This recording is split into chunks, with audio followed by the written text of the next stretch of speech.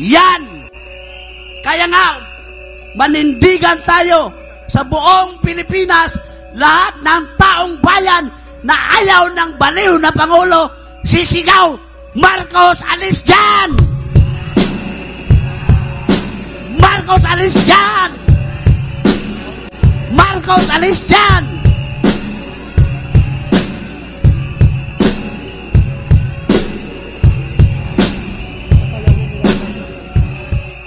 Tingnan mo ang ginawa sa KOGC. Sisirain nila ang paaralan ng kabataan doon. Parehas na din yan na ang isang bangag, ang isang adik, ang isang sabog na presidente ay sinisira niya ang kinabukasan ng ating kabataan. Sinisira niya ang kinabukasan ng kabataan sa bansa na siyang pag-asa ng ating bayan.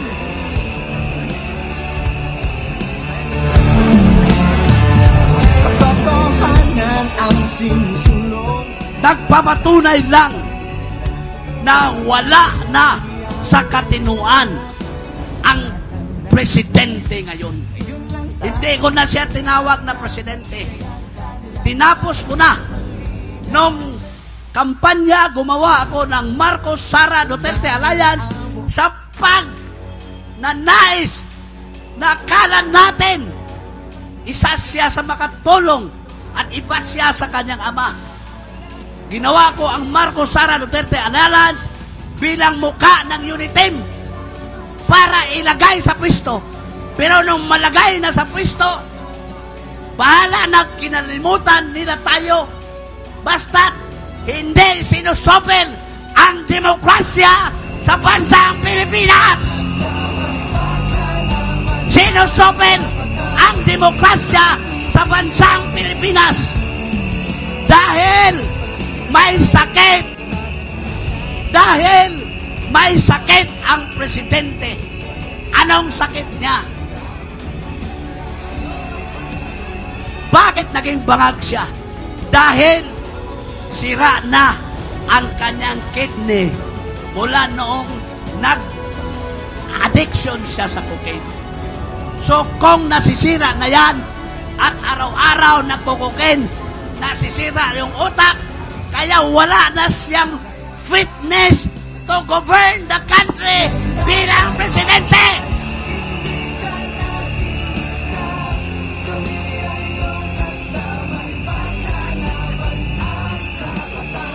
Kaya ang Marcos Alis Dyan movement nanawagan sa kanyang pag-alis because Bangag Marcos Jr.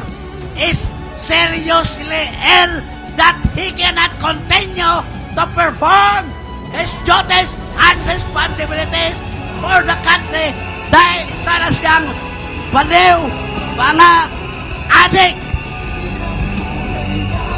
Yan ang presidente ngayon sa Pilipinas. Kaya sinasabi ko, inaalok ko ang mga kabinete, ang ating kasundaluhan, ang ating matitinong kapulisan, ang ating mga simbahan, lalo na ang Catholic Bishops Conference of the Philippines. Hindi na matino ang presidente dahil sa kanyang pagkabaliw, dahil adik, sabog, at saka baliw na ngayon. Kaya nga, ito ang nangyayari sa atin ngayon. So karapat-dapat lamang na lahat tayo tumindig sa buong Pilipinas at isigaw, Marcos alis! Marcos alis! Marcos alis! Marcos alis! Marcos alis! Kakantahin natin. Meron akong ituro sa inyo na kanta to the tune of YMCA. Marcos, eto. Marcos,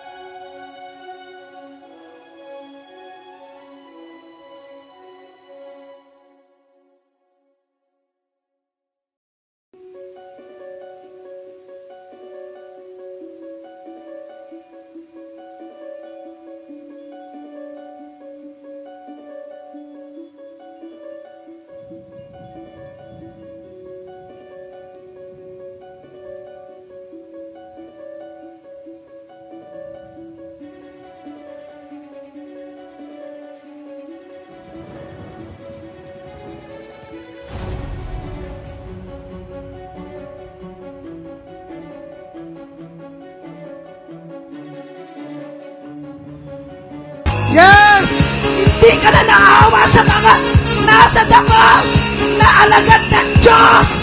Yes! Ang kapal ng mukha mo.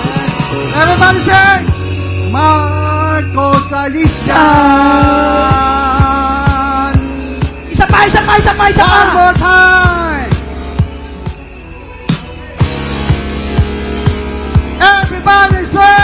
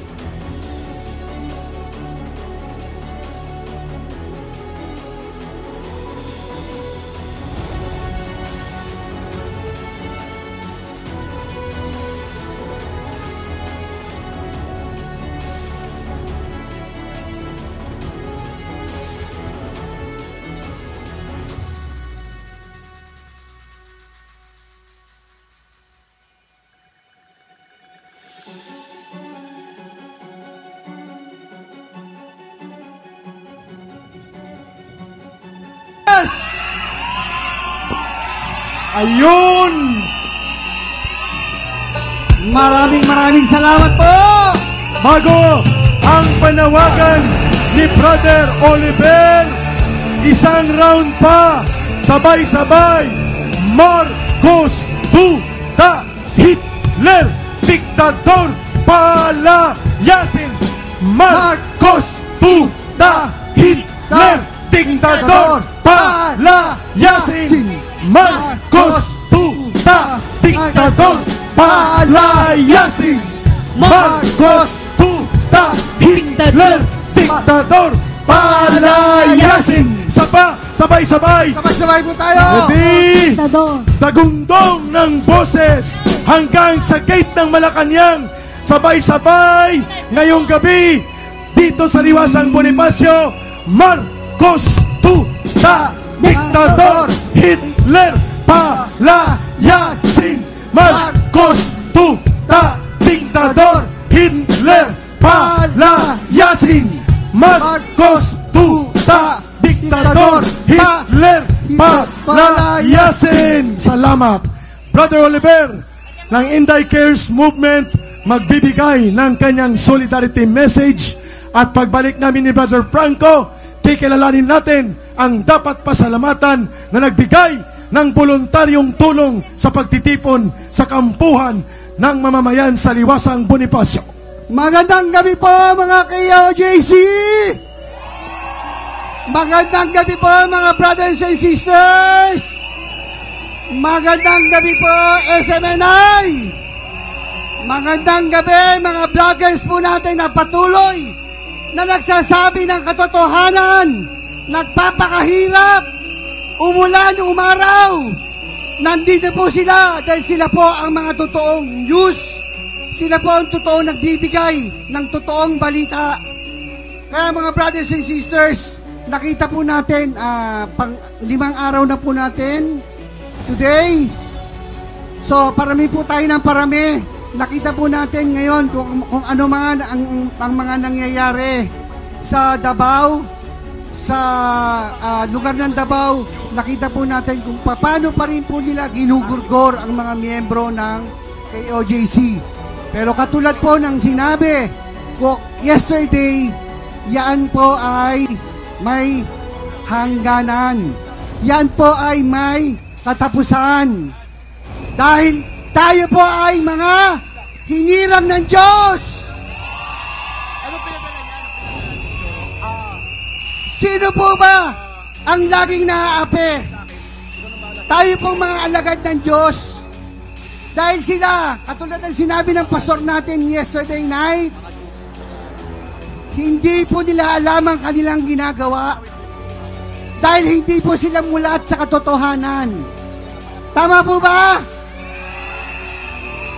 So, napakaganda po na sinabi ng pastor natin yesterday night.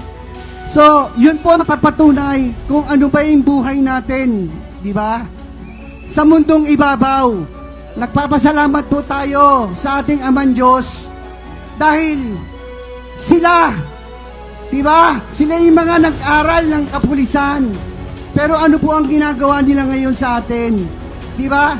To serve and protect. Pero ang nangyayari yata po, ang nagpaprotekta sa kanila, yung mga member pa natin ng KOJC. Tama po ba? Sila pa po ang patuloy, di ba, na nagpapakahirap para matulungan sila. Pero anong binabalik nila kung hindi kasamaan? Pero sabi po natin, kahit tayo'y kukunti lang, sila'y napakarami. Mananalo po ba sila sa Amang Diyos? Wala silang kapanapanalo sa Amang Diyos. Oras! May oras po yan.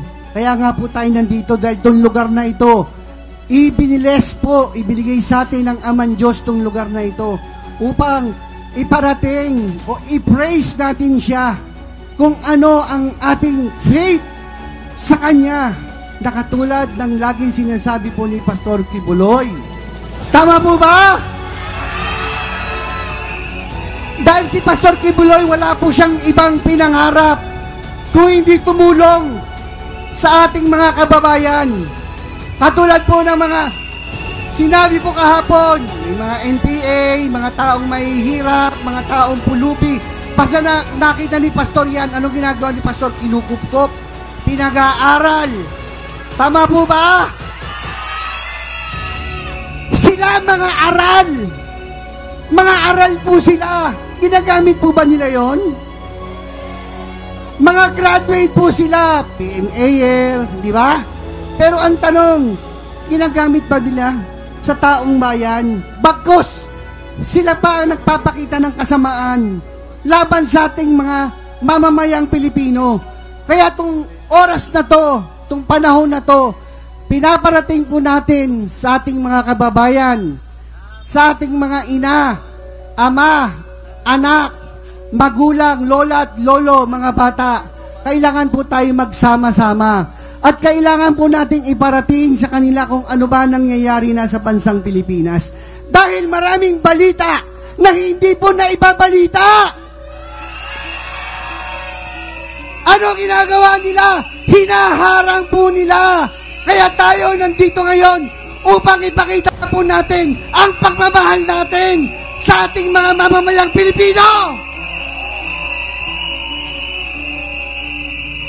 Kaya itong oras na ito, mamaya po, alam ko na magpe-pray na naman tayo, ang ating pastor. Nakita po natin kung ano yung power ni pastor kagabi bago po tayo matapos, di ba? So, manalangin lang po tayo sa Amang Diyos. Ibibigay niya sa atin ang tamang daan upang palayasin na ang mga tao sa Malacanang.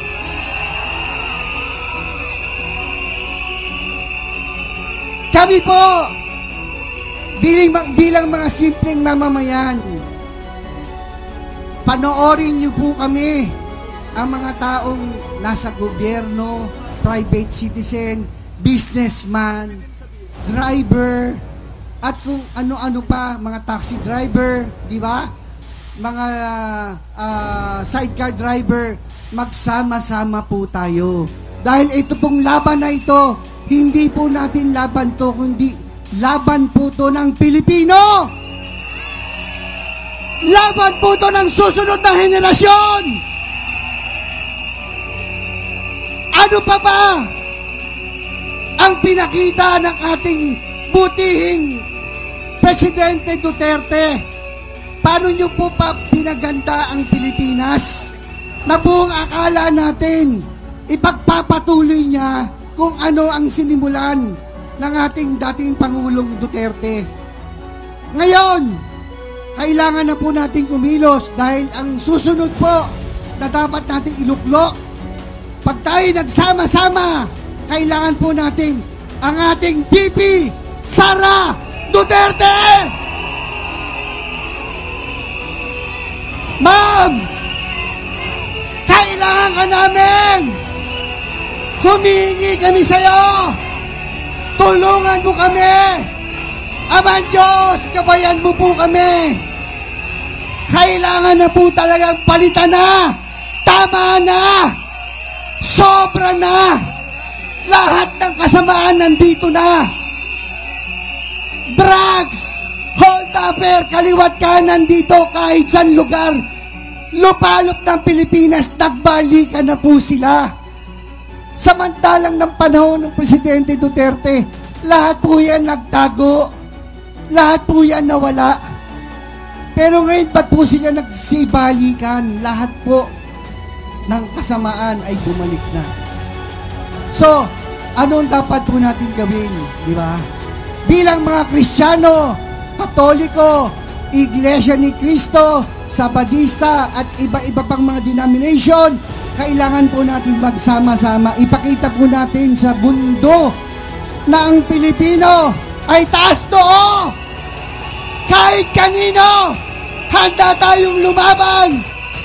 Handa natin ipakita ang Pilipino ay may puso, may dignidad, may pagmamahal sa kapwa. Maka Diyos! Isigaw po natin! Marcos! Alis dyan! Marcos! Alis dyan! Marcos! Alis dyan! Marcos! Alis dyan! Marcos! Alis dyan! Marcos! Alis dyan! Marcos! Alis dyan! Marcos! Alis dyan! Marcos! Alis dyan! Maraming salamat po. Magsama-sama po tayo. Paramihin po natin ito. Dahil yung pinapangarap po natin, ibibigay ng Diyos. Amen! Salamat po, Sir Eric. Maraming salamat, Brother Oliver. At ngayon, patuloy tayo, Ka Eric, sa ating mga kapatid na nakikisa at pinapasalamatan po namin ang lahat na nagbibigay suporta. Gusto rin natin pasalamatan, Ka Eric, mula naman kay Miss Sandra Cam. Nagpadala po siya ng 500 mga sandwiches para sa ating Wow! Palakpak sa kabutiang puso ni Miss Sandra Cam. At nagpapasalamat din po tayo kay Juro ng Japan, OFW. Nagpadala po siya ng merienda, biscuits at tubig Juro! para sa nakikisa ngayon. From Japan, kasama po sa kanyang pagtulong, ipinadaan niya kay Brother VMR. At ang pinaka-importante... Si Marlica. Si Marlica po ay tuloy-tuloy na nagpapadala ng tubig at biskwit kahit siya ay nasa malayo. Diyan. At syempre, Ka Eric, pinapasalamatan din natin ang iba't ibang religious group na nakiisa sa atin. Andito, isa sa nagbibigay ng suporta, solidarity prayer din para sa Kingdom of Jesus Christ. Ang kasalukuyang kinakaharap nito ay ang Brokenshire College. Brokenshire College sa Davao. Ano ba, Frank? Davao Archdiocese of Roman Catholic Church in Davao. At meron din nagbibigay sa atin ng pagsuporta maliban dyan sa iba't ibang religious groups. Mamaya, maganda ipakita natin ang kanyang statement habang hinahanda. Pero mayroon din po, bago kami ni Franco mag-introduce ng tagapagsalitang susunod, Holy Cross Academy in Davao. Palakpakan din natin.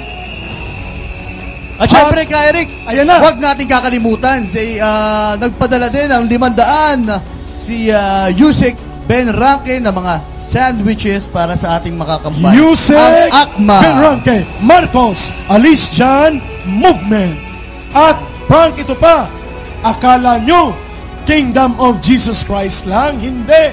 Ang evangelical ministers of independent Christian churches nakikipagkaisa din po sa nararanasang lapastangan at karahasan ni Marcos laban sa Kingdom of Jesus Christ. Correct ka dyan ka, Eric. At huwag din yan kakalimutan ang Holy Cross of Davao College. Ayun. Nagpapatid din ng prayer for peace sa kasalukuyan na tinatamasa ngayon ang Kingdom of Jesus Christ sa Davao City. Sila retired Major General Pukis and retired Major General Orlando De Leon. Yun. At alam naman natin ka, Eric, kung gaano kaimportante ang pagbibigay ng mga statement dahil ito'y pagpapakita na meron tayong puso ng Pilipino. Hindi tayo yung taong wala lang pakialam kung ano nangyayari. Hindi. Dahil ang mga Pilipino ay talaga namang matulungin sa kapwa, maawain. Iyan isa sa mga bagay kung bakit binabalik-balikan tayo ng mga foreign tourists natin. Yes. Dahil sa ating pagiging yung hospitality natin, pagiging mabait at hindi ito nawawala sa spirito ng mga Pilipino. At yan ang dahilan kung bakit nagbabayanihan ang taong bayan para protektahan at iligtas ang ating mga kapatid na Kingdom of Jesus Christ sa kapag-ambirdugo na pang-aatake ni Marcos sa Davao. Salamat, sambayanang Pilipino! At sa mga sandaling ito ka, Eric, sa susunod na magpapahayag din ng kanyang saloobin, hindi na natin patatalagalin pa, si Datu Tig Paliwanag, ang chairman ng Philippine Tribal Governance Mindanao. Ayun! Palakpakan po natin si Datu Tig Paliwanag. Pwede na po umakyat sa entablado ng mamamayan. Dato? Yan, habang papaakyat ka, Eric, dito po, malaya po tayong gustong maglabas ng saloobin po natin. Pwede po kayong magsalita dito dahil hindi po ito para sa atin lang. I mean, this is inclusive to all.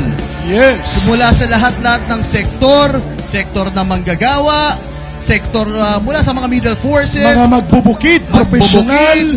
sa lahat-lahat para pagpapakita ng ating pag-ibig sa kapwa. Datu? Sana si Dato Bawan o Dato Tigpaliwanag. Habang wala pa si Dato, naghahanda pa, Tawagin muna natin si Miss Zaira, si Zaira a Muslim Woman for Peace. Ayun, sa kababaihan at kapatid ng mga Muslim brothers and sisters, si Miss Zaira. Dito po tayo. Magandang gabi po sa lahat. Assalamualaikum warahmatullahi ta'ala wa barakatuhu. Ako po ay Muslim, representing the Muslim sector, Maranao Tribe. Matagal na po akong naninirahan dito sa Maynila. Nandito po ako para magpakita po ng suporta para dito sa pagtitipon na para patalsikin na o palayasin na ang isang Bongbong Marcos. Hindi na po dapat siyang tinatawag na Presidente Bongbong Marcos kasi kadalasan ang namumuno ng bayang Pilipinas o tinatawag na presidente ay merong malasakit sa bayan. Pero sa nakikita ko po ngayon, wala po tayong nararamdaman, wala po tayong nakikita, kundi karahasan. Kulang na lang patayin yung mga nasa Davao. Sa tuwing nakikita ko po yung ginagawa ng kapulisan doon sa Davao City, especially Kingdom of Jesus Christ compound, masyado na pong masakit para sa akin bilang isang Muslim na napapanood ang isang kapwa Pilipino na kulang na lang patayin silang lahat.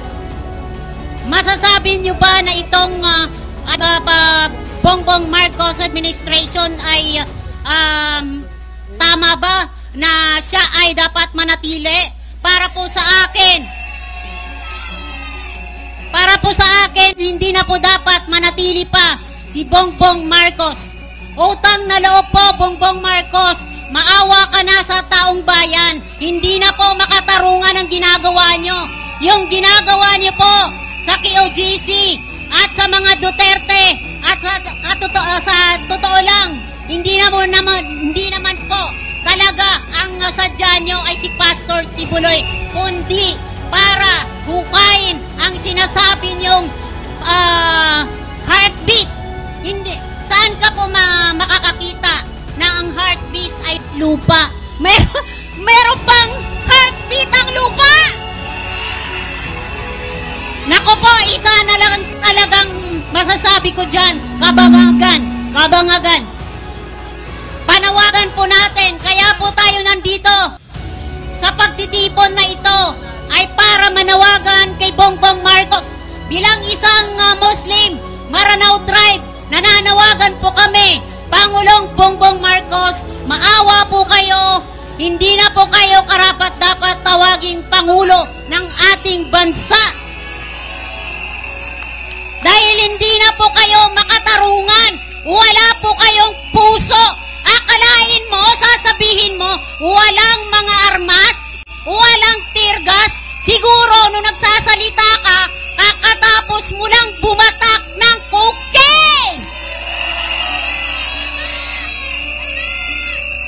Wala kang awa sa Pilipinas. Wala kang awa sa mamamayang Pilipino. Hindi ka karapat-dapat. Kami ay nagkabali na bumuto sa'yo para tawagin kang Pangulo ng Pilipinas. Hindi po makatarungan. Hindi ka po dapat tawagin Pangulo. Isa ka pong Pangulo na walang puso, na pumapatay sa mga Pilipino. Pinapatay mo ang mga Pilipino sa kadahilanan na tumataas ang presyo ng lahat ng bilihin.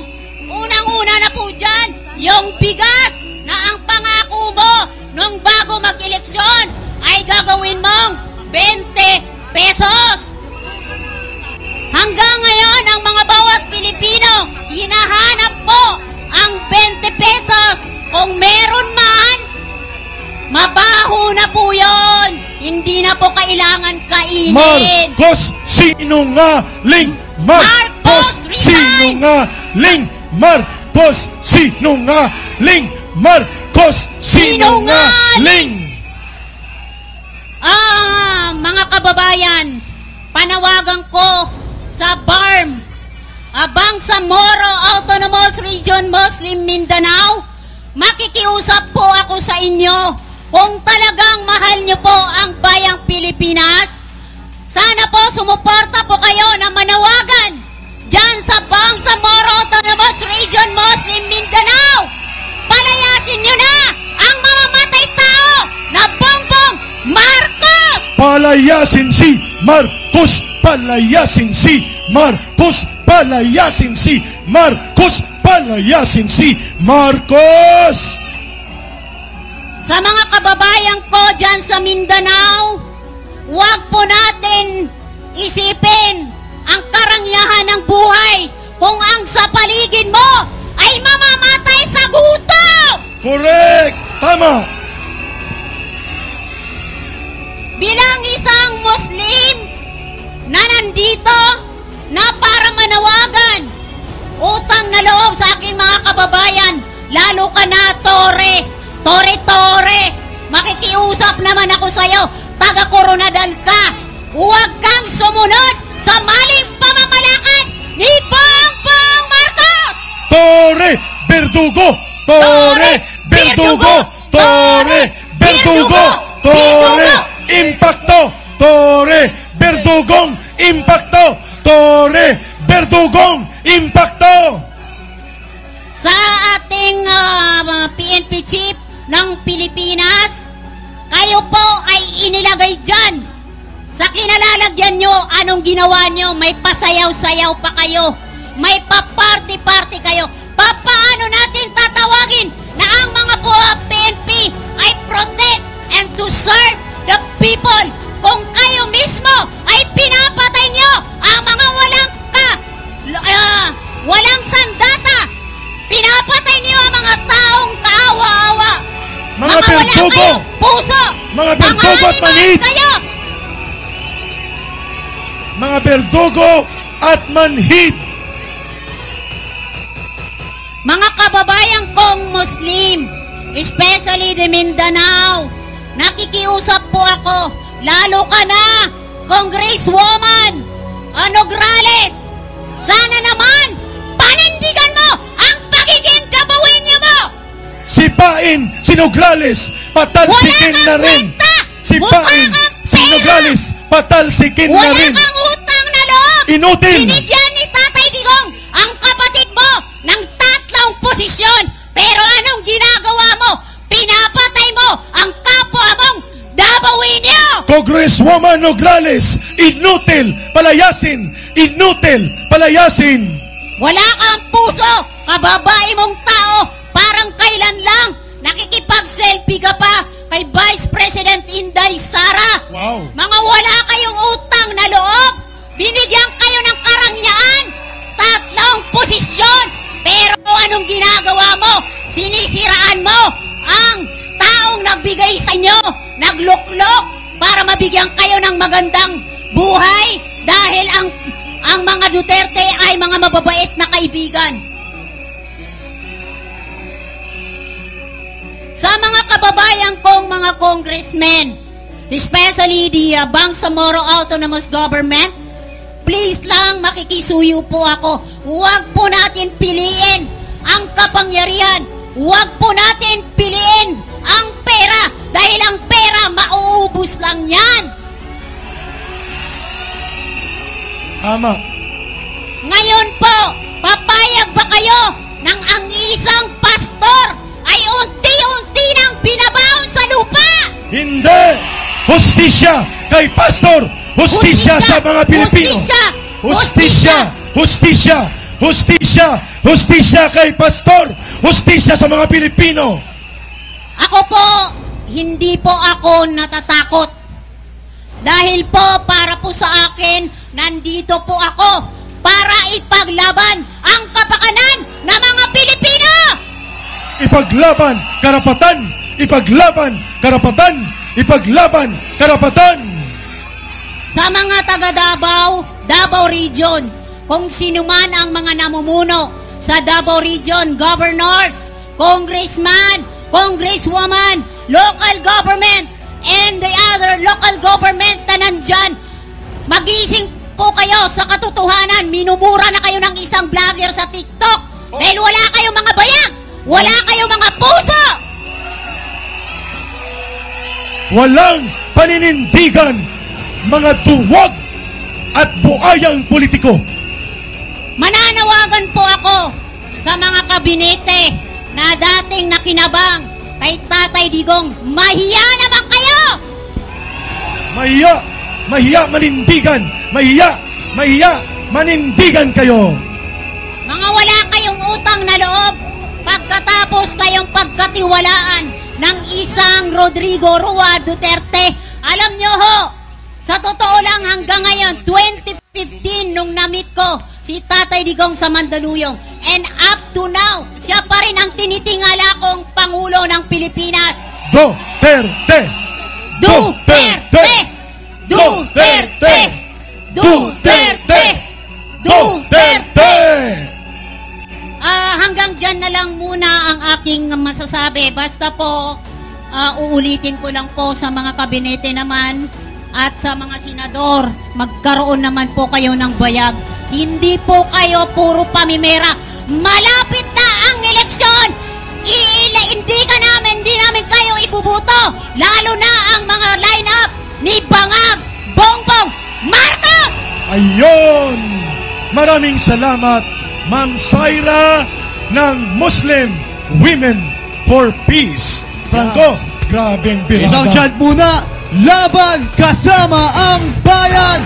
Laban kasama ang bayan! Laban kasama ang bayan! Laban kasama ang bayan!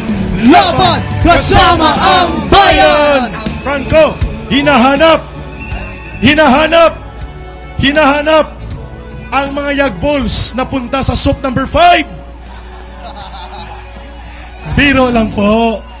Ito po, tuloy-tuloy ang pagdaloy ng voluntaryong suporta ng mabubuting mamamayang Pilipino dito sa pagtitipon sa kampuhan ng bayan dito sa Liwasang Bonifacio. Kagaya ni Gold, Wendell, Brion Villasilio. Yan, Mga biskwit, tubig, at iba't ibang mga tinapay. Thank you, Ginoong Villasilio. At yan, patuloy ang ating pagbibigay ng importansya sa bawat mamamayang Pilipino. At ngayon, magbigay naman tayo ng isang magandang awitin para mas patindigin pa natin ang puso ng mamamayang Pino that will be led by Sister Chacha. Sister Chacha, ito'y bulong na matunog. Magandang gabi po sa inyo lahat. Bago po ako mag-alay ng kanta, mga kababayan, nais ko rin po magsalita. I am not a public speaker po, but this is the right time to speak. Tama po ba? Tama! Tama! Hindi po talaga ako sanay magsalita sa ganito karaming tao. Sanay po akong kumanta. Dahil isa po ako sa mga kingdom musician. At lumaki po sa poder ni Pastor Apollo C. Kibuloy. Yes! Kaya kung may tatanungin po kayo about kay Pastor, tanungin niyo po ako. Dahil masasagot ko lahat ng katotohanan about our beloved Pastor. Dahil isa po ako sa pinalaki ni Pastor. Ngayon lang po ako lumabas. Maybe iba sa inyo, lagi niyo ako nakikita kumakanta sa church. Pero never niyo po akong narinig na magsalita. Kailangan na po Sobra na Masyado na pong tinapakan si Pastor Hindi ko na kaya. Hindi na po kaya ng loob ko. Alam niyo po ba? Ilang araw na po ako umiiyak. Pero sa pag-iyak na yon, mga kababayan, kasama po doon ang panalangin. Na sana ang ating Panginoong Diyos ay mag-intervene sa ating bangag na gobyerno ngayon. But I think this is already beyond redemption. This president is already beyond redemption, mga kababayan. Totoo. Kaya panahon na tayo na tumindig at palayasin yan siya dyan. Hindi siya karapat-dapat sa Malacanang. Palayasin! Palayasin! Palayasin! Palayasin! Palayasin! Palayasin! Palayasin si Marcos! Ikaw bangag na Marcos, ranghiya ka. Pasensya na po. Hindi po dapat ganoon magsalita ang isang missionary ng kingdom. Pero talaga pong nakakagalit. Sa daming ginawang kabutihan ni Pastor sa'yo, ito yung ibinalik mo. Walang hiya ka. Walang hiya! Walang hiya! Walang utang na loob! Si Marcos Jr. bulok! At ito yung gusto kong i-point out ngayon. Dahil may inilabas ang Daily Tribune na isang napakalaking fake news. Ito pong nakikita nyo sa picture. Sinasabi ho nila na mayroon daw sa KOJC daw, mayroon daw secret chamber. Nagbibigay na naman po ito ng confusion sa taong bayan. Isang napakalaking kasinungalingan na sinasabi nila na naka-uncover daw sila ng extensive network of rooms, including bedrooms and common areas during a warrant-serving operation of the KOJC compound. Natural! Mga misyonary ho kami at puwarto ho namin yan Diyan ho kami nakatira sa loob. Tapos sasabihin nilang secret chamber, mga Sinungaling! Sinungaling! Sinungaling! Sinungaling! Sinungaling! Ito po, Pastor is known to be advocate of women. Napakaganda at napakabuti ng pagpapalaki ni Pastor sa aming mga kababaihan sa kingdom. kahit man po ang mga kalalakihan, itanong niyo si Franco kung paano pinalaki ni Pastor, kung paano sila tinuturuan ni Pastor, kung paano respetuhin ang mga kababaihan sa kingdom. Dahil si Franco po, ano din yan? Missionary din yan ng kingdom, di ba Franco? Oh, missionary tayo, Cha, at binago tayo ni Pastor. Ayan, ayoko sana magsalita. Si Franco, may mga ditong babae. Mga kaibigan ko, si Ida, si Nina, at yung bunso nilang kapatid. Mga kaibigan ko yon.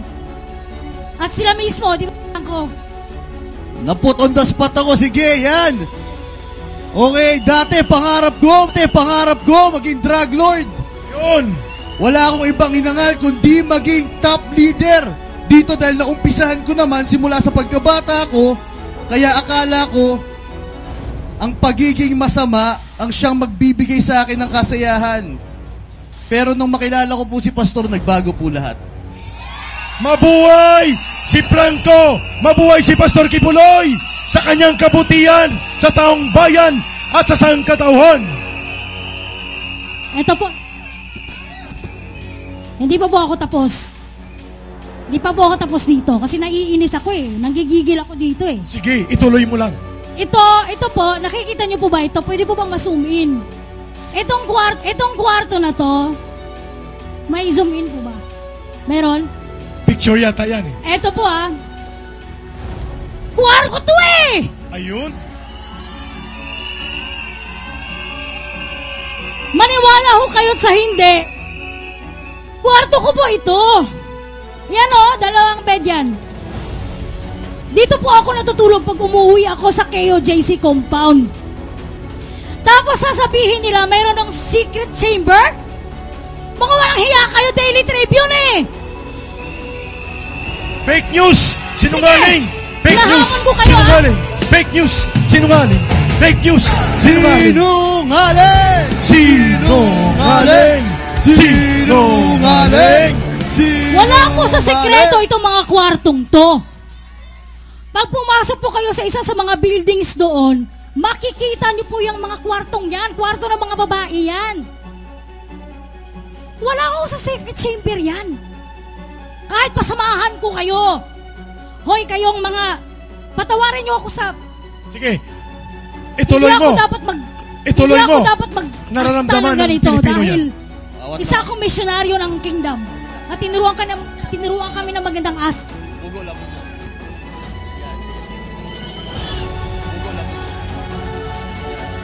Ko kayo mga bayarang social media dyan ha.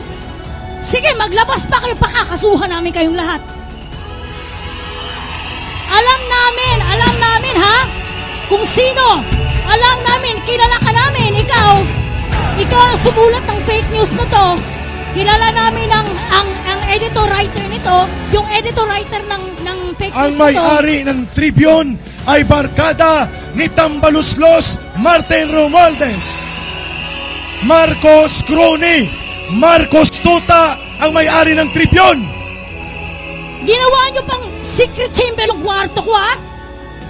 Tsaka na mga kasama ko, pa-secret chamber kayo dyan, mga walang yak kayo. Ito. Dito ako natutulog pag umuwi ako sa Davao. Maniwala kayo sa hindi, bed ko po ito. Pero habang wala po ako sa Davao, may ibang missionary pong babae.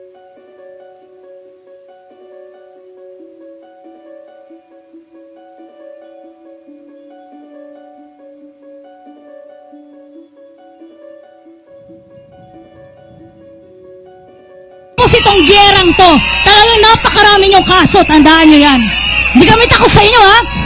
Kala niyo ha, hinahamay niyo yung mga missionary. Kantahan mo na sila, Cha. Okay. At upang mapukaw ang Pasensya na kayo damdamin mga ng kababayan ha. tambayan. Kasi ngayon lang talaga ako magsasalita ng ganito. Okay, mga kababayan at mga kapatid sa KJC na nandito ngayon. Sabay tayong kumanta nito at pukawin ang puso't damdamin ng bawat Pilipino. Alam niyo yung kantang to dahil classic ito.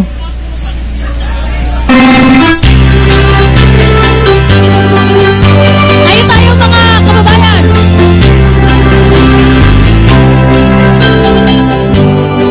Ayan. Ayan, Sas, narinig mo yung isa sa mga nagsalita. Sa kanya yung isa sa mga kwarto o yung higaan dyan ay pinakita ng Daily Tribune.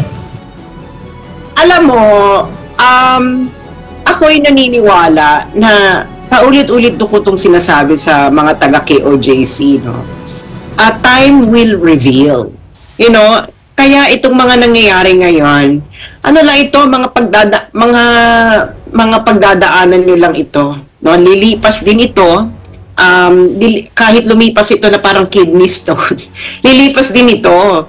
And ang nakikita natin dito ay nagpapanik na yung Philippine National Police. Alam mo, naawa ako sa Philippine National Police, no? Ayoko silang they are currently under attack from all sides. Nakita naman natin sa Congress, no, yung revelation ni Colonel Espinido na ang PNP daw ang pinakamalaking crime syndicate sa Pilipinas.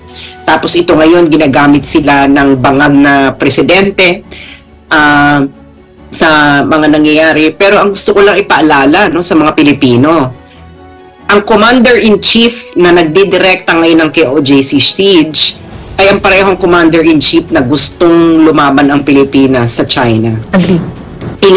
Isaksak niyo ito sa inuutang ngayon. Ha?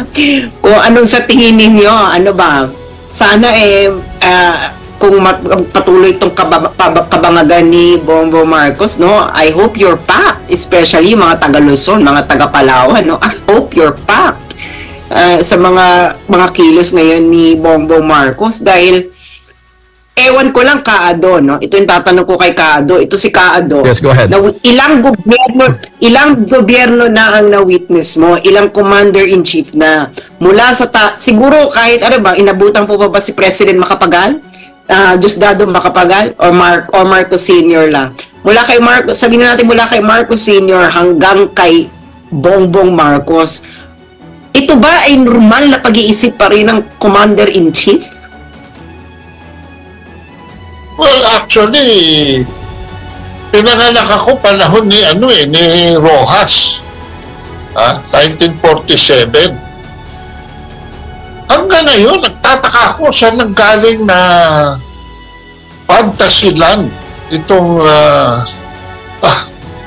o Disneyland itong ating namumuno ngayon eh.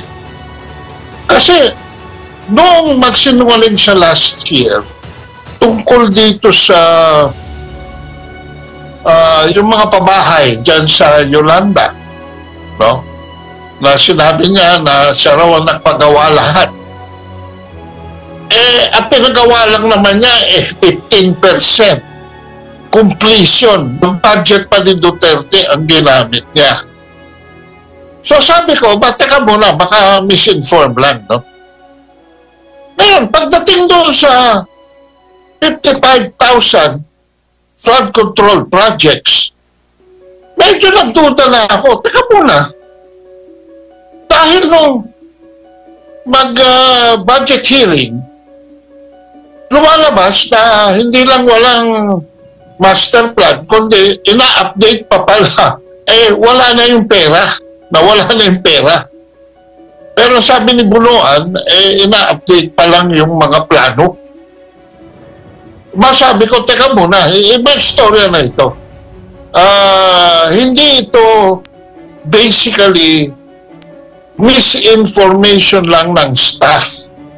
This is already disinformation. At hindi siya, obviously, hindi siya sumulat, hindi rin siya ang nag-edit, pinabasa lang sa kanya. Pero nung dumating itong KOJC, it all became very graphic to me, Sas. It all became very graphic to me. Kasi wala raw ni isang barel na pumasok sa KOJC compound. Wala raw tear gas, no? So sabi ko, teka muna. He is being deliberately misled by his own people. At sabi ko, this is not the guy who is calling the shots anymore. And for the first time in the history of our country, the President of the Philippines has abandoned his role as Chief Executive and as Commander-in-Chief and has given it to whomever the United States has assigned to run the Philippines. We are now virtually under control of the United States. At hindi coincidence na ginugurgur nila. Alam mo, naawa ako sa KOJC.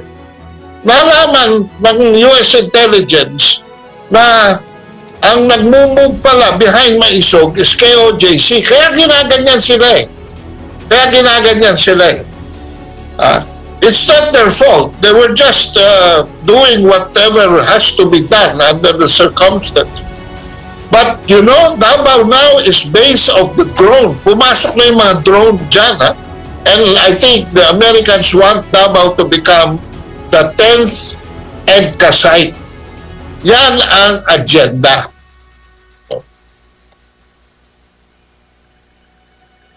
Bakit 10th? 17 ang EDCA sites. Pang 18 na. Hindi 18 na. 18 na. 18 na. ang nangyayari ngayon dito, no, Kaado, kaya sabay-sabay sila ang KOJC. Hindi naman si Pastor Kibuloy talaga ang pakay nila dyan. Wala namang taong magtatago sa sarili niya. Sa sarili niyang lugar. Bakit ka sa lahat ng pagtataguan mo, doon ka pa magtatago sa sarili mong lugar? Kung ako sa kanila, no, kita mo nga yung kwento ni Shilago kung paano sila nakatakas. Napakadali lang pala. Subakay sila ng isang maliit na bangka, lumipat sila sa isang bangka, tapos sa isa pang bangka. Ganun lang pala kabilis, no, ang pag-alis. Si Pastor Kibuloy, kailan nyo pa sinasabing aarestuhin nyo siya? April, di ba? Parang April ba? Correct me if I'm wrong. August na. Kung gusto niyo sana na mapigilan siyang umalis dyan, dapat nung April pa kayo nagpapalibot dyan sa KOGs. Ang paikot-ikot pa kasi Pastor Kibuloy, nandyan lang, may interview pa siya kay President Duterte ng ilang beses. Tapos ngayon, nung natakasan kayo ni Alice Go, saka kayo makakaisip na hindi, nandyan sa likod kasi nakaka-detect kami ng heartbeat. Parang, alam mo, ako, ang inaano ko talaga dito yung congregation ng KOJC, no? Kasi sila ang nagagambala dito eh. Tapos sinasabi nila pag hindi nyo papasok, pag hindi nyo pasukuin si... Yes. Bilib ako kay Senator Bato. Narinig niya talaga yung heartbeat ng palaka. Problema, yung palaka, wala dyan sa Davao. Nandun sa Malacanang. Hindi yung palaka yun. Palakang pokak yun. Kilala ko yun. Sas, may tanong ako sa'yo, Ma'am Sas, may tanong na ako. Pwede ba ako magtanong sa'yo ng personal? Go, Coach Al. Ikaw ba na-try mo ng mapagtripan ng adik? Alam mo, Coach Oli, malapit to sa puso ko kasi meron akong relative na adik. Kaya alam ko kung paano mag-trip ang adik. Kakaibang mag-trip ang adik, Coach Oli. Talagang, alam mo yan, kung ano ang tumama sa utak niyan, no? Yun talaga ang ipupursue. Yung magugulat ka na lang, anong pinagsasabi nito? Ganon na ang pakiramdam. You are always on the edge.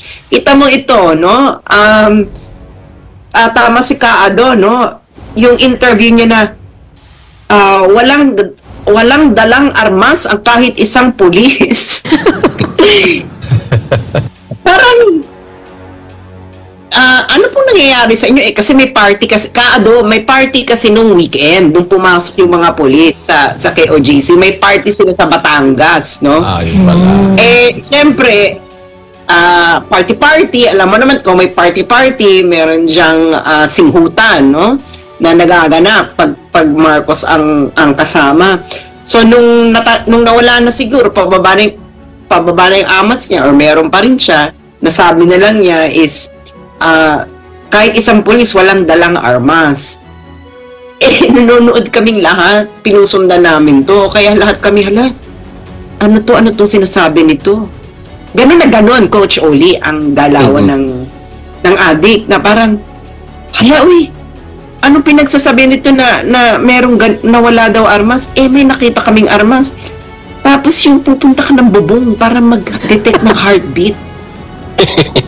Tahulog ka pa. Ayan, no? Tapos, may imburnal pa, may...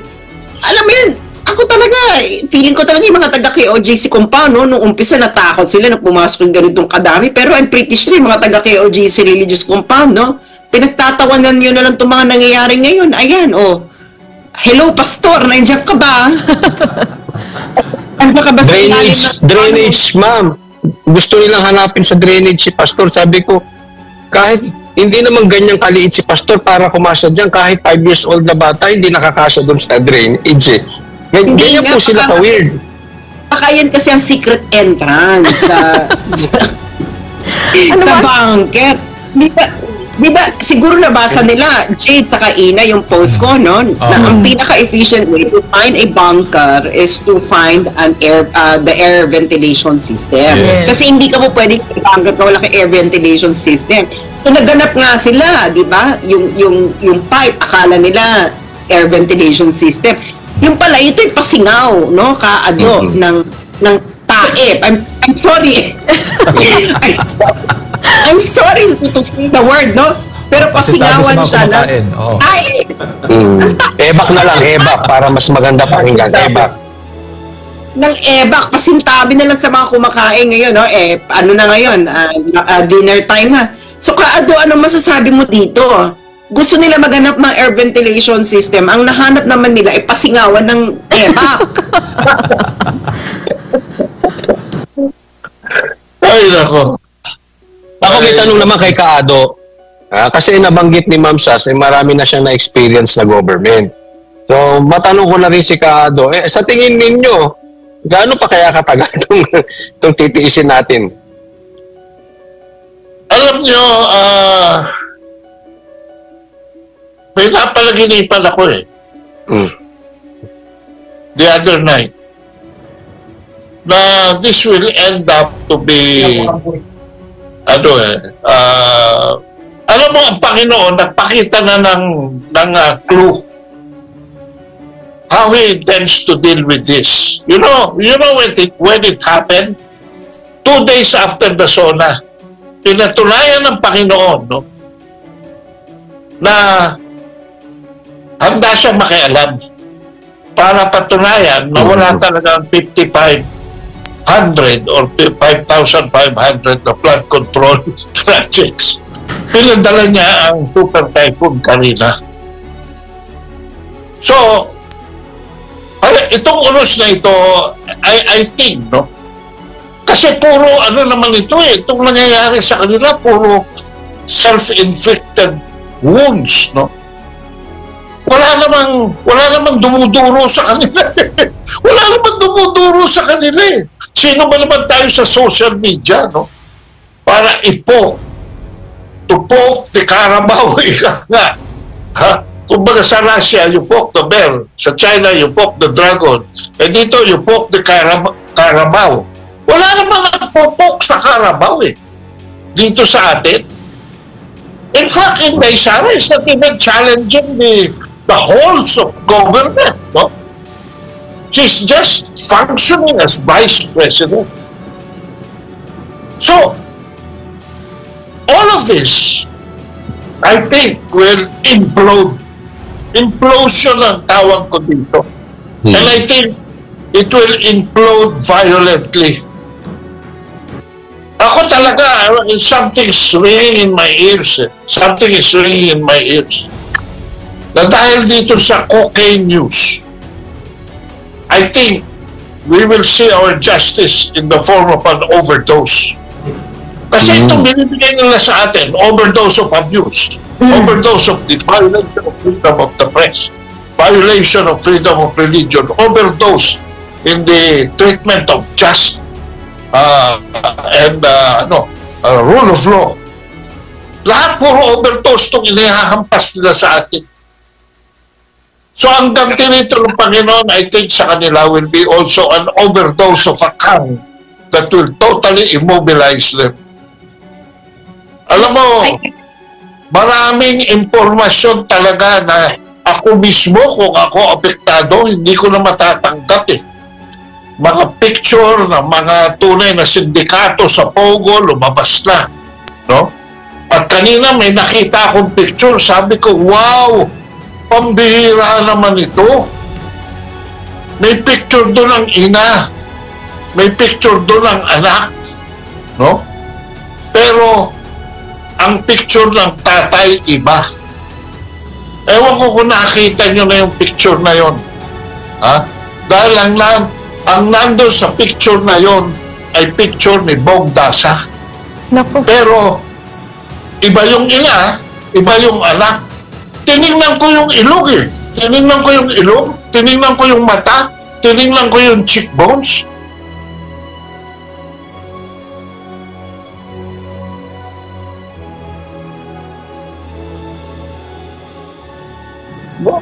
Sa dami ng ibinato sa kanyang katotohanan, may video dyan, mayroong picture dyan, mayroong testimonya dyan ng isang matapang na babae, sa dagok ng napakaraming, hindi propaganda eh, truth. It's a barrage of truth na inihampas sa First Family. Miski lang gaano kakatibay. And I think this is what's happening to them, no? Nangangatog na ang mga tuhod ng mga yan. You know, makapagkwento ako ng kaunti. I was talking to Rita Gadi over the weekend, itong last weekend.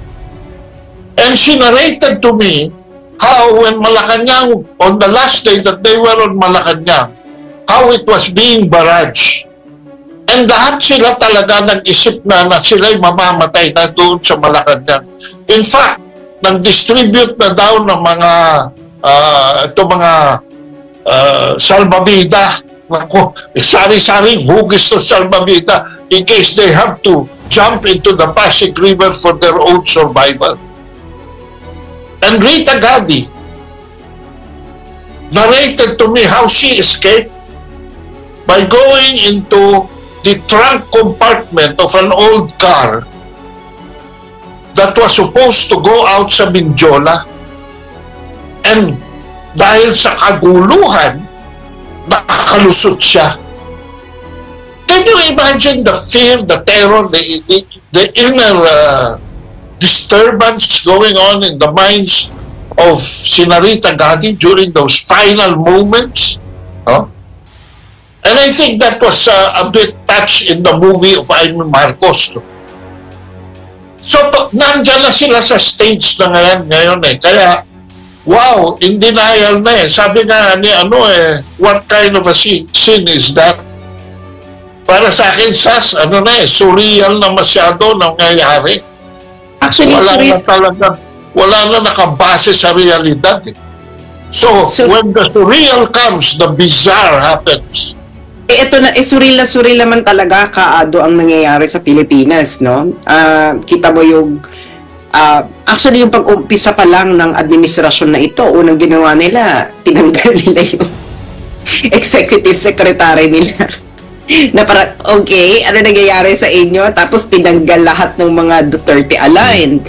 Tapos, after ng bagyo, yung unang bagyo niya, pumunta ng F1.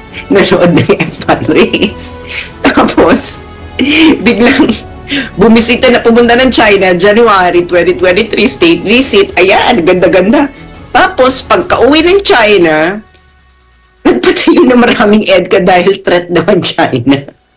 Tapos, ngayon, kung ano-ano na ang pinaggagawa, tas yung Love, alam niyo yung Love the Philippines video campaign, yung may stock footage. Tourism. Diba? Ayun din, hindi na nila malaman kung anong gagawin nila dyan. Kung surreal at surreal, matagal na tayong nasa surrealism, no? I think ang nangyayari na ngayon, Kaado, this is already dark comedy. And I agree with you, Kaado. I don't think that this will end up well for the First family. I don't think that they will get their redemption. Kasi nakikita ng lahat. Kasi seryoso ang ating mga magigiting na Armed Forces of the Philippines, napapanood nilang itong lahat na nangyayari, hindi How long, Miss Sas? Di ba? Hindi. Ako talaga, kung yung commander-in-chief mo ay in-interview, magang-maga ang muka at sinabing kahit isang pulis, walang dalang baril na pumasok ng KOJC religious compound, hindi ka pa ba magtatanong sa sarili mo? Ako, Coach Oli, yung tinatanong mo how long? Ako, it will last as long as needed in order for them to experience what they never experienced in 1986. Yan ang aking time sa dyan. Kasi pinagbigyan na kayo ng ikalawang beses, tapos ganito pa uling ginagawa ninyo. At ang nakakagulat dito, Kaado, no? The yellow pinks. No? When I say the yellow pinks, ito na yung yellow, yung kakamping, yung akbayan, yung left. Yes po. Miss Sas at Kaado at Coach Oli, bago lang tayo magpatuloy, may natanggap lang tayong impormasyon. Di ba kanina, bago tayo, yung balita mismo ni Jane Domingo, yung isang bata na nagsuot ng police uniform. Pwede ba natin mapakita muna saglit? Kasi may balita tayong natanggap. Ito palang mga batang ito na nagsuot ng police uniform at may dalang bag ito at saka mga cellophane. Ito yung mga damit. At ang plano, balak nila itong ipapasok dyan sa loob ng KOJC Religious Compound, itong mga bata na ito, para gawing mga biktima ng human trafficking, victims dyan sa loob ng KOJC Compound. At ang plano, ipapasok doon sa sinasabing bunker gamit yung fast-drying cement para doon papasukin yung mga batang ito na umano'y mga biktima, mga biktima ng child trafficking. At yan po ang kanilang plano. Kaya may mga gamit silang construction, yung construction na pinapapasok, at hindi pinadadaan dyan sa scanner. Yan po yung... Naka-cover ba yung mga faces ng mga bata? Naka-cover ba yung mga faces nila? Yung kanina na may batang nakunan tayo, hindi naka-cover itong mga ganitong mga bata na nakasuot ng police uniform. So may paalala tayo.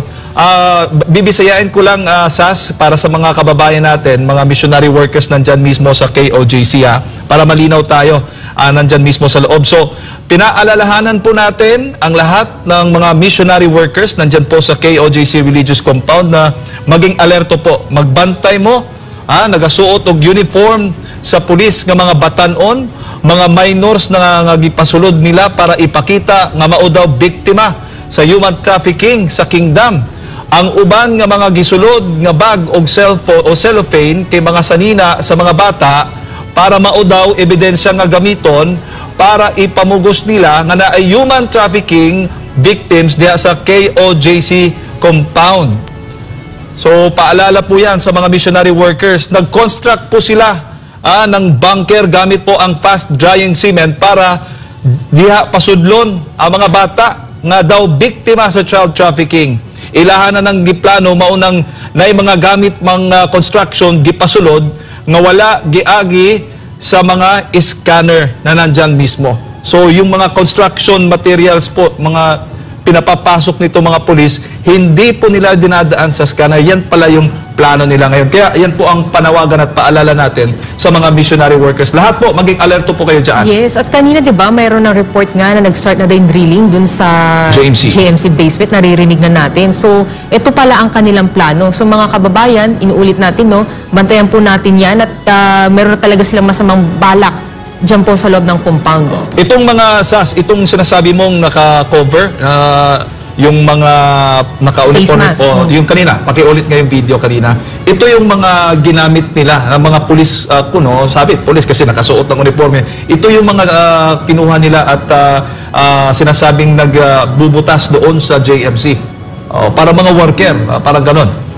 So, yan po ang paalala natin sa mga missionary workers dyan po sa KOJC Religious Compound. Maging alerto po kayo lahat dyan po. Tsaka witness na ngayon ng ating mga kababayan kung sila magiging successful dyan mag-stage ng drama, inunahan na po namin kung may lalabas man sila dyan na documentation or parang news na nahuli or nakita ang mga umano'y biktima ni Pastor ng human trafficking. Ayun po ay malaking kasinungalingan. Inunahan na po natin ang kanilang masamang plano. Alam mo, sige, go, Ma'am Pat. Go, Ma'am Pat. Ikaw muna, Coach Oli. Kasi ito, yan ang plano talaga nila dito. Tanin witness na po ang plano talaga. Kasi ginawa na nila yan the first time. At na-interview po natin yung nanay, na-interview din ng mainstream media dahil pinapasok ang mainstream media. Yan po talaga yung ginawa nila. Kaya talagang dahil nakakahiya na tong failure ni Torre, talagang hahanapan nila ng butas na merong nangyari ditong maganda sa kanilang KOJC siege. So ako hindi na ako mabibigla. Pero ito nga, sabi ko nga kanina, meron na namang anomalyang gagawin dyan kasi nagbarikada sila eh. Pero marami naman nakabidyo, yun nga lang, hindi ka makalapit. At maganda po, may nakalapit po na mga taga-SM na nakuha na nila yan. At nakita namin yung pagpasok ng mga yan. Kaya lang medyo malayo kami. Gaya nga sabi ko, ay nakabarikada na po itong mga pulis. Ma'am Sas? Well, expected na kung anong gusto nilang gawin dyan, no? Alam mo, kung wala kayong anomalyang gagawin, magpapapasok kayo kahit mga ministro or mga executives ng KOJC para ma-witness yung mga ginagawa ninyo. Ganun lang kasimple yan. Pero hindi kayo nagpapa-witness. Kaya nga, alam mo, ang nangyayari kasi dito, battle of tactics, no? I really think, no, that the Duterte faction and even the Yellow-Pink faction are doing the right thing right now. Do not never interrupt your enemy when he's committing a mistake. No, itong mga ginagawa nila ngayon na may heartbeat, may ganito, pero yung sa Jose Maria College, yung dinidrill nila, sana ang matsyempohan, ang matamaan nila Poso Negro, no? Parang sana matamaan nila sa pag-drill nila sa Maria College o Poso Negro. At nakakagulat kasi dito, asa ba yung building planning? Di ba meron niyang copy sa City of Engineering, yung buong compound na yan? Kailangan mo naman talaga ng blueprint, no? Sana man lang makikipakita nila yung, ito yung layout ng building, andito ang bunker, ganyan. Ang nangyayari kasi dito, no, they are just creating one story after another. Ito ngayon, kung totoo itong mga rescued from the bunker story, I think this is another excuse para mas tumagal sila.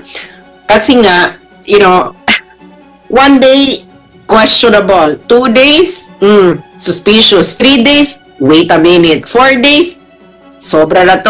5 days, nako, sobra na talaga. 6 days, sobrang-sobra na to. 1 week na nandyan ka na. After 1 week, kailangan mo na talagang mag-invento ng istorya kung bakit kailangan mo pa tumagal dyan ng more than 1 week. Kaya nga, after 1 week, everything is downhill from there. So, kailangan nilang gumawa ng istorya na, may nakuha kaming may na-rescue kami, no, ng mga bata sa bunker. So, mas marami pa siguro bunker. So, mag-i-stay pa sila dyan. Oo. Kaya expect na they will stay there. Kasi ang nangyayari dito ay hindi po ito serving of a warrant. This is a state-sanctioned hostage-taking. Ang ginagawa nila dyan, they know that maybe Pastor is watching somewhere else na pag hindi ka sumuko, ito ang gagawin namin sa itinayo mo. There is to it, no? Kaya nga, di ba, mga linyahan nila sa mga KOJC, isuko nyo na lang. Paano nga isusuko namin? Isusuko nila, hindi nga nila alam kung nasaan, nagugulat nga sila sa inyo, mabinubuksan yung mga kanal. Di dapat sila naman sana nagbukas ng mga kanal dyan at pinalabas si Pastor, no? No, kaya yung mga yan, mag-i-stay yan hanggang, kaya nga, kita mo, mag-weekend, di ba? Mag-weekend. Ngayon, diyan nila gagawin lahat ng karumal-dumal yun sa weekend na yan. Kasi walang korte eh. Yes. Hindi sila makakapagkuha ng ano. So, ngayong weekend, expect na a lot of things will happen. Siguro dyan na talaga sila gagamit ng explosives, ganyan. Kasi nga, ngayon, ini-stretch out nila yung doctrine ng presumption of regularity na they're following orders, so it's presumed na legal lahat ng ginagawa nila by serving a warrant na kung gusto ito i-challenge na lang to sa korte. Pero yun na nga, ini-stretch out nila yung presumption of regularity in order to do whatever that they're doing. So, ngayon, kailangan nilang gumawa ng valid reason para magstay sila dyan. And I think ang pagsistay nila dyan is, naka-rescue kami sa mga bunker na sa ilalim ng lupa. Yun na yun. Bago ko lang ipasa kay Kaado, Sas at Coach Oli, hindi ba may proper uniform yung mga kapulisan dapat at hindi dapat sila mahiya at magtakip ng mukha? Kasi pulis sila eh. At hindi dapat sila nahihiya kasi nga mga pulis sila. Kaado, anong masasabi mo dito sa bagong revelasyon ng impormasyon na tanggap natin itong planong tanim human trafficking na naman ng mga kapulisan? Well, yan na nga eh. Yan na nga ang actually scenario yan eh. Scenario building eh. At since buko na paano pa nila may tutuloy yan, no? But I am really blaming here the slow-mo justice natin. Alam mo, pati mga justices of the Supreme Court nagmumukhang tae na eh. No? At ang parang expectation ng tao hindi na rin sila umaasa rito eh. Kasi ano ba naman yan? Meron ng temporary protection order which will become permanent when it's served. Bakit nandiyan pa yung mga yan? So ako nagmumukhang complicit dito is our justice system. Wala na epekto. Ngayon, kung ganito ang mga pulis, saan pa tayo dudulog? Saan pa tayo dudulog para magkaroon ng swift delivery of justice dito? Wala wala ni isang colonel o general na nagpapakita na meron silang bayan. So, alam mo, meron akong quotation from Thomas Jefferson that when tyranny becomes law, rebellion becomes a duty. Itong pinakikita nilang ito, no? And I mentioned this already to an earlier SM na interview sa akin. This gives a bad signal to the lawless elements in our society. Alam mo, there will come a time na pagka hindi tumigil ito, baka naglalakad lang yung isang pulis, pauwi sa bahay, patayin na lang. Kaya nga. Kasi nawawala ng respeto ang tao dito sa institusyon ng kapulisan. Nagtatraffic. Hindi ba sa ibang country, meron ako nabalitaan, sa Thailand yata yun, nagtatraffic lang yung pulis, binaril. Walang kibot, walang rason. Gusto ba nilang mangyari yan na magkagaroon ng individual acts of reprisal na mangyari? Hindi ko nasasabihin organized. Hindi ko nasasabihin terrorism. Pero what signal are they giving former insurgents like the NPA, like the MILF, the MNLF, the Abu Sayyaf, and other forces that have rebelled against the government? Is this the government that you're expecting also to deliver the promises that they have given you? Because you have surrendered to the fold of law? My God, baka magbago mga sa mundo. And back to zero na naman tayo dito. Kaya ako ay mapiling to whoever is it. Na magiging lapu-lapu natin dito. Bakit ko binanggit si Lapu-Lapu? Si Lapu-Lapu pumatay kay Magellan.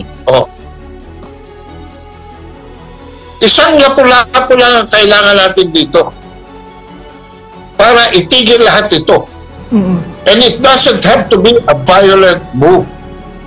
All they have to do is arrest these people who are creating these orders. No?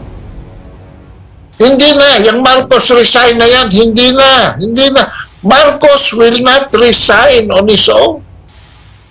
Kaya nga yung movement na tinayo namin is Marcos alis dyan. The removal of this president who lies openly to the people. Walang pulis, ni isa. Sinabi pa, ni isa. Hindi na lang sinabi, walang baril. Aba, ni isang baril. And then, kita-kita naman sa video, yung isang babae nakatalikod. Pinaper spray ng isang pulis. Na, I don't know. But this is already bordering on chaos. We are going towards anarchy. And to prevent anarchy, we need patriotic armed forces of the Philippines to just stage something. You don't have to be armed. All you have to do is go to your superior and say, ayaw na namin to, hindi na kami pwede rito. We don't want to participate in this kind of government. We are withdrawing our support. Withdrawal of support is not sedition. If this is the kind of government that we will support, if these are the kind of people that we will stake our lives for and die for, get hurt for, hindi, ayaw na namin. Ayaw na namin. Pero hindi, talagang hindi na si Marcos ang nagpapatakbo ng bansa natin ngayon, mga kabansa. Hindi na po. Amerikano na po ang nagdidikta. Alam niyo kung bakit ko alam? Dahil itong ginagawa sa KOJC is for the first time in our history ay napakakapal na kawalang hiyaan. At ang Pilipino, naiintindihan kung ano ang kawalangyaan. Ang kumikilos ho dito ngayon, ang nagbibigay ho dito ngayon ng orden, ay sobrang kakapalan, kawalangyaan, walang sentimiento sa ating demokrasya, walang sentimiento sa ating mga taong bayan, walang respeto, walang kinikilalang Diyos. Yan ang problema natin ngayon. Kaya kayo, kung nakikinig kayo, mga nasa sandataan lakas ng Pilipinas, kayo ang, hindi, bakit ako kailangan lumabas dyan? Bakit ako kailangan maging lapu-lapu dyan? Kayo inatasan ng konstitusyon para protektuhan ang Estado at ang mamamayang Pilipino. At ang bisyon na yan, na pumasok sa ating mga constitutional minds, geniuses, must have predicted this time when we are facing the very situation we're facing now dito sa KOJC compound. Kasi ito ay talagang tahasa na. Alam mo, in a very real sense, this is already a genocide of values. Kung itong mga utak na pumatay ng 180,000 na Palestinians, ito rin ang nag-ooperate ngayon dito sa Pilipinas. Yung mga utak pulbura na yan, yung mga utak na bala na yan, yan ang tunay nating kalaban. Wala na ho tayong demokrasya. Wala na ho tayong soberanya. We are back to 1898. We are back to when the Americans captured Intramuros and from Intramuros spread throughout the country. Wala na ho. Si Marcos is just now a figurehead. Wala na si Marcos. I think Marcos is now just a ventriloquist, no? Ventriloquist puppet na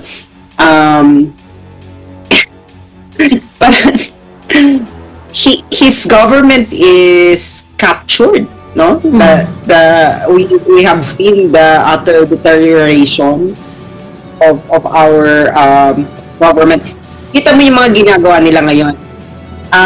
Ito ang basa ko dyan, no? I think BBM is about to give up. And kailangan ngayon nilang masira si Sara. Kasi ayaw naman nilang si Sara pumalit. Kaya kita mo todo ngayon ang panlilibak kay Sara, may impeachment pa. Kasi given the way things are going, I think the brain of the president is no longer functioning properly, no? Ito lutong-luto na ito. Yung interview niya doon sa sinabi niya na kahit isang pulis walang dalang baril. Magang-maga yung mukha niya, Kaado. Parang manas na manas. Oh, parang hindi ba ito nila nakikita na wala na ito, meron na itong tama talaga, no? May tama na talaga to sa pag-iisip. Kasi kita mo, no, una dininay ni Abalos na may kinalaman sila dito sa KOJC, na this is a purely police operation.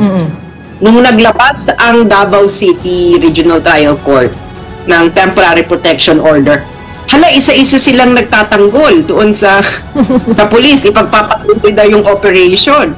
Oh, akala ba namin purely police operation ito, na may autonomy sila. Ngayon naman, bigla na kayo nakikialam na inuutusan nyo na ito na hindi, ituloy nyo pa rin yan. Ang mga nangyayari ngayon, no, panahon ang magre-reveal. It is not the first time that something na ganito na hindi na-reveal ng panahon kung ano ang tunay na nangyari. Hindi naman nila tunay, yung tactical alliance naman nila sa Yellow Pinks. Nag-enjoy lang nila yan ngayon eh. Pero kita mo ang Yellow Pinks, di ba, tahimik sila ngayon dito. Hindi sila todong nagtatanggol, hindi sila yung all out. Binubuyo lang nila yung BBM administration. Hindi, ulihin ninyo yun si Pastor Kibuloy, ulihin nyo.